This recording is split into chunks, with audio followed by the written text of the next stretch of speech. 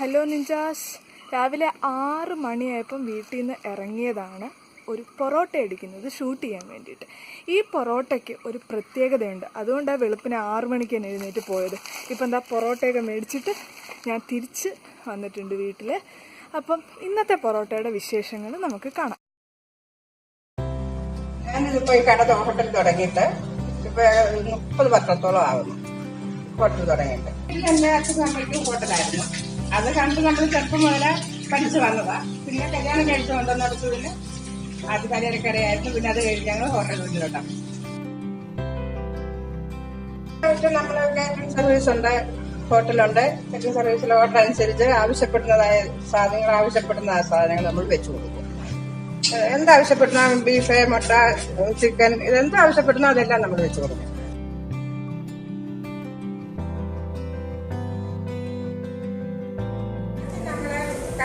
കറിക്ക് ടേസ്റ്റൊക്കെ കൂടാൻ വേണ്ടി വെളിച്ചെണ്ണ വയ്ക്കുമ്പോൾ അതിനകത്ത് ടേസ്റ്റ് കിട്ടാൻ വേണ്ടി നമ്മൾ നാടൻ പാല് വഴിയാണ് ചെയ്യുന്നത്. കടുകിട്ടു, അത് കഴിഞ്ഞ് ഉള്ളി ഇട്ടു, അത് കഴിഞ്ഞ് കറിവേപ്പില ഇട്ടു, അത് കഴിഞ്ഞ് ചുവന്നമുളകും മുറിച്ചത് തണ്ട് ഉൾപ്പെടെ വേണം മുറിച്ചിടാൻ. തണ്ട് ഉൾപ്പെടെ മുറിച്ചിരുന്നത് നമ്മൾ ഈ കറിക്ക് അതൊക്കെ ഇടുമ്പോഴേ ഓരോരുത്തർ പറയും ഇത് പാറ്റായാണ്. അപ്പൊ ഈ തണ്ട് കിടക്കുമ്പോൾ ആ സംശയം മാറും. പക്ഷെ ആ പേടി ഉണ്ടാകാതിരിക്കാനാണ് നമ്മൾ കടു വറക്കുന്നതിനകത്ത് തണ്ടുള്ള മുളകാണ് മുറിച്ചിട്ട്. ഒറ്റയ്ക്ക് ഊണ് വെക്കുമ്പോൾ അതിനകത്ത് സാമ്പാറിനും പരിപ്പിനും എല്ലാം കടു വറുത്ത് കോഴി ഇട്ടാൽ മതി. നമുക്ക് ഇഞ്ചി പേസ്റ്റ് ആക്കുക.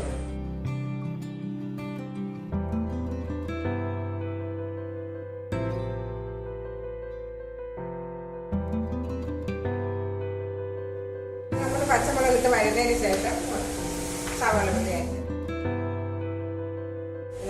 കൂടെ ചേർക്കുമ്പോൾ ചേർക്കുന്ന അതിൻ്റെ വെള്ളം ഇറങ്ങി